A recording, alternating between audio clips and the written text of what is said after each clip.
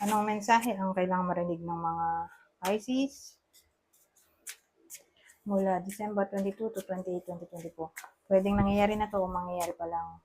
Kung hindi man para sa inyo, itong magiging reading, pwede baka para sa someone na malapit sa inyo o sa someone na makilala nyo mismo. Baka may lumabas na gender mamaya, gawin nyo na lang energy, masculine at feminine energy. Pwede rin naman na huwag nyo nang pansinin ang gender. Hindi ko masasabi kung anong magiging reading, kung positive ba o negative. Depende sa kung anong mapipick up kong energy. Walang masama kung papanorin ang sun, moon at rising sign. Kasi bakalin man sa mga yan ay mag-resonate na sa sitwasyon nyo. So, meron tayong 8 of Swords, 9 of Candles, o 9 of Wands, Hermit, Chariot. Isa, nangyayari na to o mangyayari pa lang. Pero ang dating kasi maraming problema yung iba sa inyo na parang wala nang katapusan. At ayun, feeling trapped kayo. Kasi hindi nga kayo makalis-alis sa kamalasan.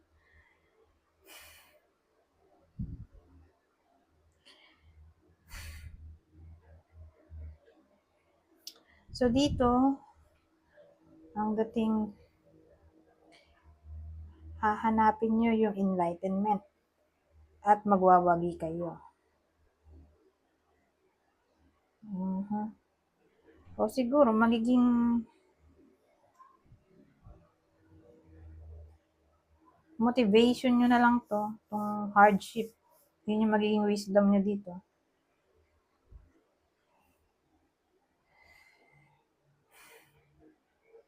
At yun ang gagamitin nyo para makuha ang success. Example,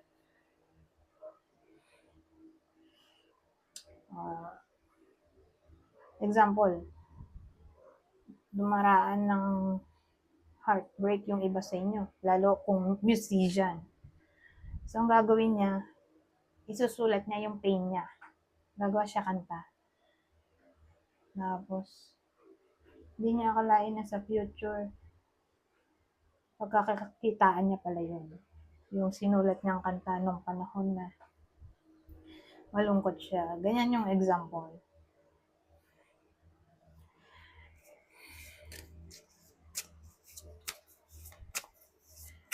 Anyways, mahaba pang oras. So, pa nga tayo ng iba. 8 of Candles, the World. Ito, 8 of Swords. Wands, 8 of Wands, the World. Ito, 3 of Cups.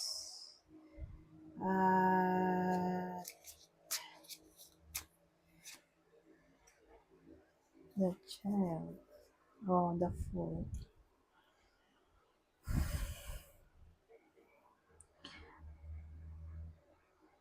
Ang dating sa akin, may malalampasan kayong problema. Yun na nga siguro yun. Kaya may Chariot tayo dito. May ma-overcome kayong problem. Magse-celebrate kayo dito sa dalawang to. Dahil magkakaroon ng new beginning. Chance ng new beginning. Parang makadikit lang sila.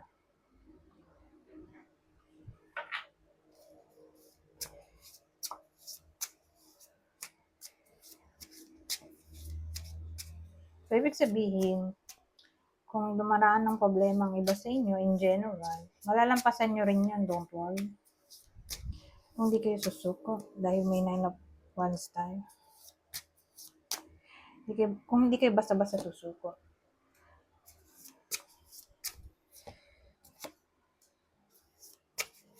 So, meron tayong 10 of Cups, 10 of Cups, 4 of Cups, 9 of Cups. Hangman, Okay. Etong dito dikit. Iba to. Ten of Cups.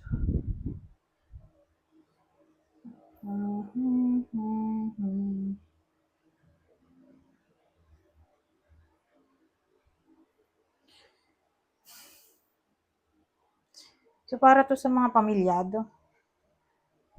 So, for some reason, ito kasi parang ano na siya eh. Ito na mismo Christmas. Christmas Day. So, for some reason, yung pamilyado dito,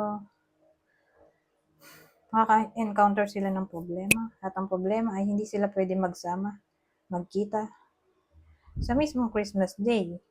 Pero tingin ko maunawaan naman ng iba sa inyo. Masaya naman yung babae. So, okay lang kahit mag-isang magse-celebrate ng Christmas o any form ng celebration. Ayan na to. Masaya. Kaya lang hangman yung dulo. So, tuloy-tuloy ito.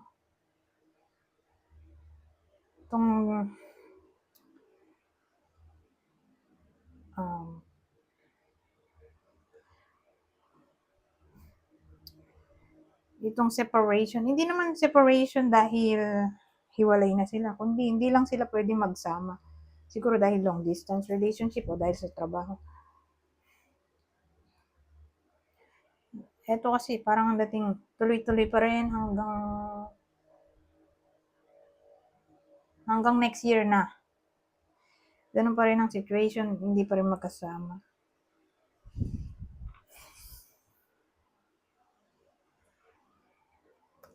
Pero kung ito napunta doon, eh di matatapos na itong waiting period kasi ito ay card ng sacrifice. So, wala kang ibang choice kundi mag-sacrifice. Kasi, hindi nga pwede magkita, magkausap. Kasi dahil sa work o long distance, hindi pwede magkasama, gano'n. So, again, tuloy-tuloy na to hanggang next year. Ngayon, kuha tayo ng ibang deck. Ito, pangalawang deck to eh. May last deck pa tayo.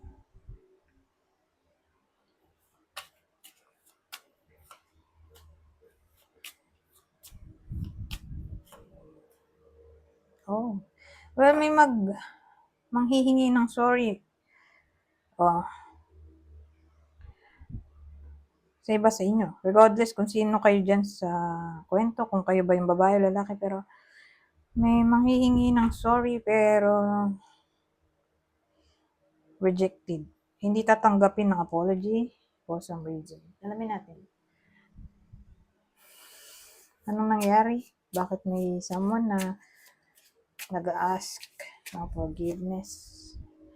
More like relationship problem. May tayo, lovers. Ano to? Knight of Cups.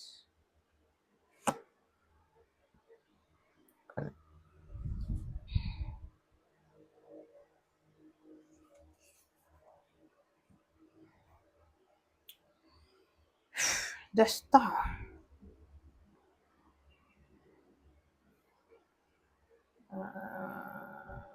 Kasi ang star, marami siya.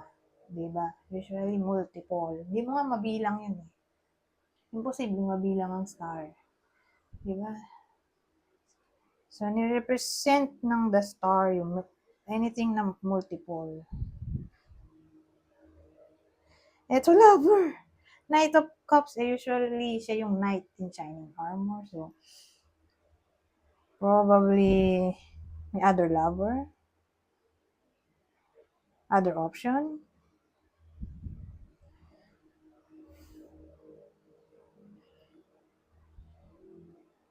O pwedeng due to cheating o jealousy. Alin man sa dalawang yan. Pero mukhang may someone else sa connection. Yun yung pinagawa yan.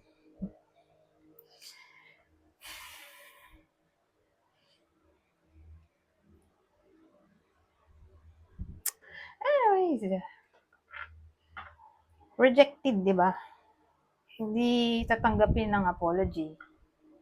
So, kung mag-sorry man yung nag-cheat o nag-cause ng pain due to cheating o jealousy, yung apology rejected yon. Walang reconciliation na maaaring mangyari ngayong week. Sad to say, kahit mag-Christmas. Sino yung tatama ng reading na to? Whether nangyayari na to o mangyayari pa lang. Ito yung partner. Ng Pisces. Lovers ulit. Lovers. Gemini.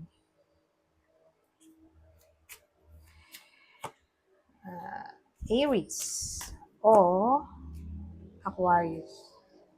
So, alin man dyan yung pwedeng partner ng Pisces. So, again, whether nangyayari na to o mangyayari pa lang. Pero pwede rin naman to sa kakilala nyo. Yung partner ng kakilala nyo. Ay, ito yung kakilala nyo. Kung dito tumama sa inyo, di baka sa kakilala nyo. Ito yung kakilala nyo. Pisces ulit, Jupiter, Pisces, Sagittarius, Cancer, Cancer. Ayan. Kuha pa tayo ibang detalye dito. Pero last na to. Last spread. Kukunin na natin yung last deck.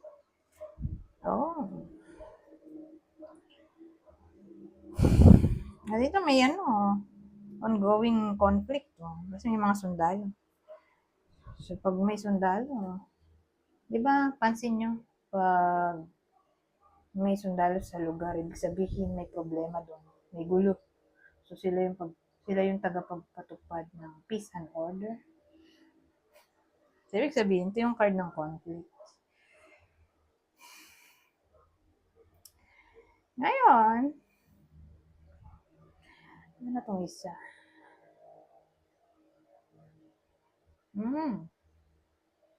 Maraming pwedeng case actually. So, kung existing na itong problema, mag-e-end dito. Ngayon, ibang case. So, yung una, di ba? Ibang case. Financial issues to.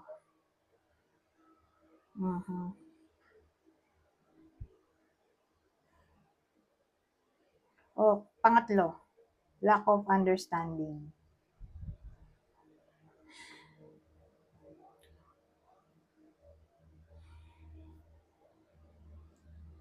Pero kung problem nga to, existing na, ano yung problem na yun na pwedeng mag-end na?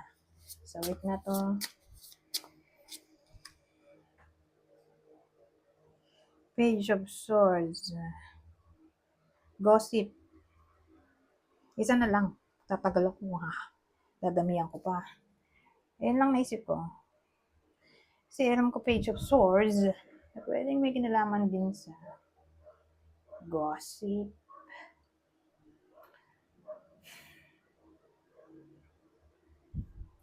O anything na political. Grabe rin, no?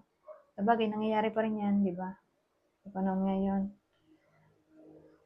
Anything na political. O magkaiba ng paniniwala. O may someone na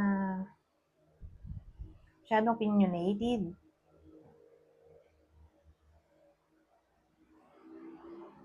O masyadong pakialamera, chismoso, chismosa.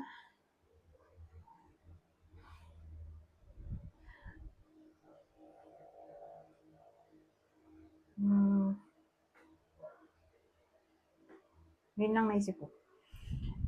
Ngayon,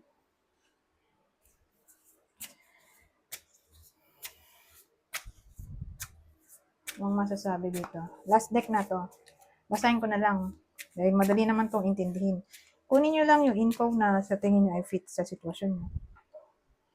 So, sabi, accept. Be prepared to accept what fate has in store for you. Reconciliation. Learn to reconcile with yourself. So, akala ko reconciliation sa ibang tao. Pero more like sa sarili. Patawarin ng sarili. Kasi, yourself. Recognition. The universe will help you recognize signs and miracles. O, yun o. Apat. 1111. 1111 is an important number for twin flames, symbolizing harmony and balance in soulmates. Oh, love. Love can conquer everything. At ang huli, link. The bond of love grows stronger over time. Anyways, hanggang dito na lang. Goodbye for now.